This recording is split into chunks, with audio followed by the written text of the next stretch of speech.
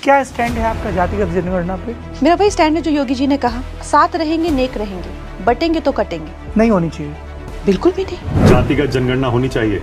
बिल्कुल भी नहीं। देश में जातिगत जनगणना बिल्कुल नहीं होनी चाहिए। ये बयान है भाजपा की स्टार सांसद कंगना रनावत का, जो घूम घूम कर टीवी चैनल्स को इंटरव्यू दे रही हैं और कह रही हैं कि देश को जातिगत जनगणना की जरूरत ही नहीं। जो बात मोदी उनके मंत्री आज तक सार्वजनिक तौर पर कैमरों के सामने नहीं कह पाए, कंगना ने अपना बयान देकर बीजेपी आरएसएस की सोच को देश के सामने रख दिया है। जातिगत गणना पर भाजपा की मानसिकता को जग जाहिर कर दिया है कि भाई मोदी जब तक प्रधानमंत्री रहेंगे देश में कास्ट सेंसस होगा ही नहीं। जब तक मोदी सरकार रहेगी देश के दलित, आदिवासी, गरीबों और पिछड़ों पर ऐसे ही जुल्म होता रहेगा। और यही जातिगत गणना पर भाजपा का ऑफिशियल स्टैंड है, क्योंकि अगर ऐसा नहीं है तो मोदी जी को कंगना के बयान को गलत बताना चाहिए था।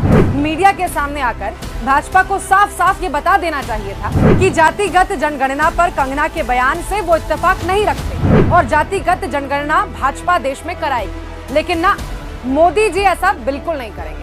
ना मोदी जी, ना कोई भाजपा का बड़ा नेता, किसी में भी इतनी हिम्मत नहीं है कि वो खुले मंच या कैमरे पर कह सके कि मोदी सरकार देश में कास्ट सेंसस कराएगी, क्योंकि कंगना रनावत का बयान ही बीजेपी की सच्चाई और मोदी सरकार का जातिगत गणना पर आधिकारिक स्टैंड है। अब मोदी जी जातिगत जनगणना कराएं या ना कराएं, लेकिन कांग्रेस अपनी मांग पर अड़ी रहेगी। कांग्रेस का स्टैंड एकदम क्लियर है, ये सरकार अगर कास्ट सेंसस नहीं कराती है तो अगली सरकार कराएगी, लेकिन देश में जातिगत गणना होकर रहेगी।